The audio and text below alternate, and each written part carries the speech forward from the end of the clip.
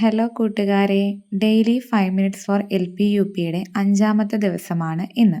എല്ലാവരും പഠിക്കാൻ തയ്യാറല്ലേ? നമ്മൾ ആദ്യം നോക്കാൻ പോകുന്നത് കുര്യാക്കോസ് ഏലിയാസ് ചാവറ. 1805 ജനിച്ചു, 1871 അന്തരിച്ചു.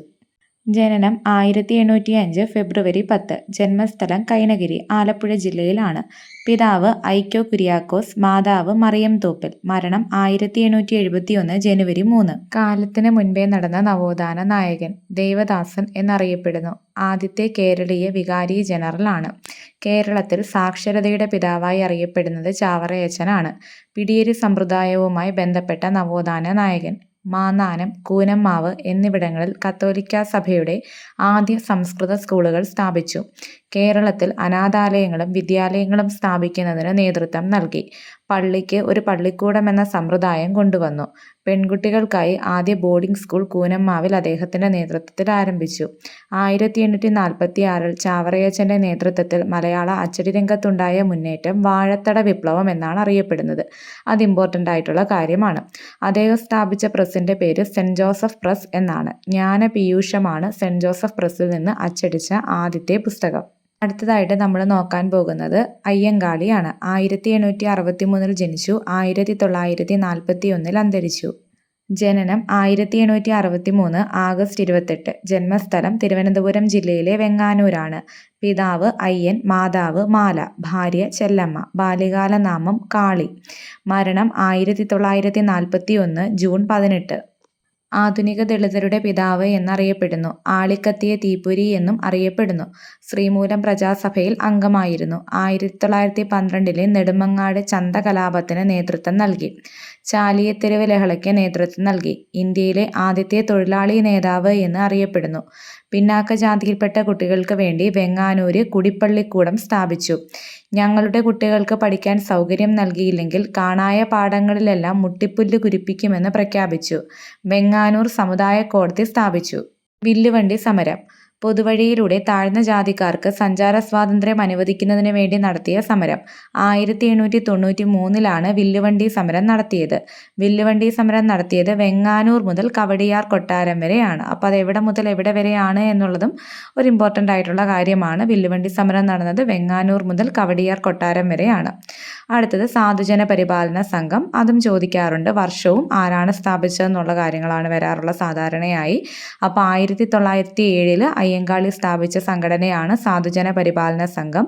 സമൂഹത്തിലെ അനാചാരങ്ങളും അസമത്വങ്ങളും ഇല്ലാതാക്കുന്നതിന് വേണ്ടിയാണ് ഇത് സ്ഥാപിച്ചത്. താഴ്ന്ന ജാതിക്കാർക്ക് പൊതുനിരത്തിലൂടെ യാത്രാ സ്വാതന്ത്ര്യം, സ്കൂളുകളിൽ പ്രവേശനം എന്നിവയായിരുന്നു ഈ സംഘടനയുടെ ലക്ഷ്യങ്ങൾ.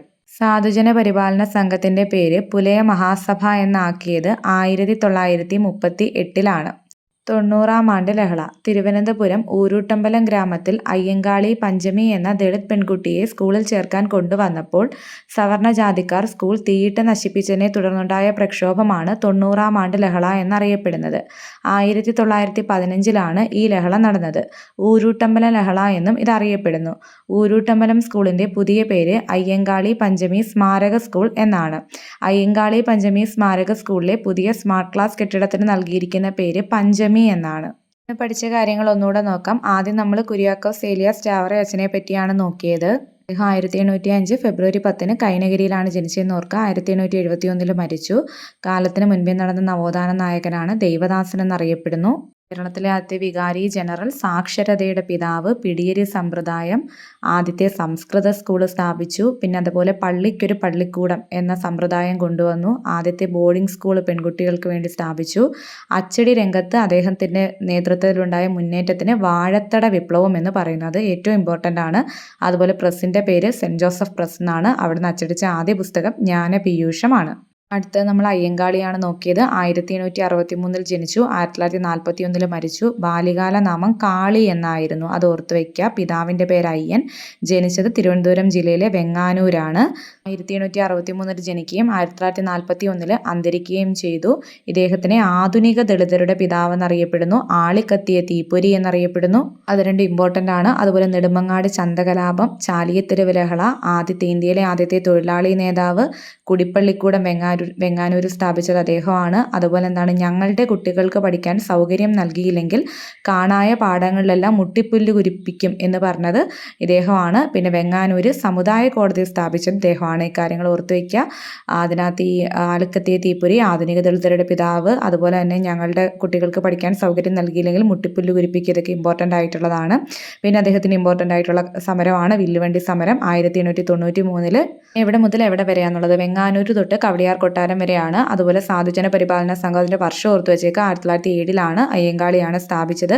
താഴ്ന്ന ജാതിക്കാർക്കുള്ള യാത്രാ സ്വാതന്ത്ര്യവും സ്കൂളുകളിലെ പ്രവേശനവും ഒക്കെ ആയിരുന്നു ഇതിൻ്റെ ലക്ഷ്യങ്ങളെന്ന് ഓർത്തു വെച്ചേക്കുക. ഈ സാധുജന പരിപാലന സംഘത്തിൻ്റെ പേര് പിന്നീട് പുലയ മഹാസഭ എന്നാക്കി മാറ്റി. പിന്നെ ഇമ്പോർട്ടൻ്റ് ആയിട്ടുള്ളതാണ് 90-ാം ആണ്ട് ലഹള. അതെന്തെന്നും അറിയപ്പെടുന്നു, ഊരൂട്ടമ്പലം ലഹള എന്നും അറിയപ്പെടുന്നു. അയ്യങ്കാളി പഞ്ചമി എന്ന കുട്ടിയെ സ്കൂളിൽ ചേർക്കാൻ കൊണ്ടുവന്നപ്പം അത് ദളിത് കുട്ടി ആയതിൻ്റെ പേരിൽ സവർണർ എന്ത് ചെയ്തു, ഈ സ്കൂൾ തീയിട്ട് നശിപ്പിച്ചതിനെ തുടർന്നുണ്ടായതാണ്. 1915 വർഷം ഇമ്പോർട്ടൻ്റ് ആണ്. 1915 ഈ സമരം നടന്നതെന്നുള്ള കാര്യം ഓർത്ത് വെച്ചേക്കുക. അപ്പോൾ ബാക്കി ഭാഗവുമായി അടുത്ത വീഡിയോയിൽ കാണാം. ലൈക്ക് ചെയ്യൂ, സബ്സ്ക്രൈബ് ചെയ്യൂ. താങ്ക് യു കൂട്ടുകാരെ.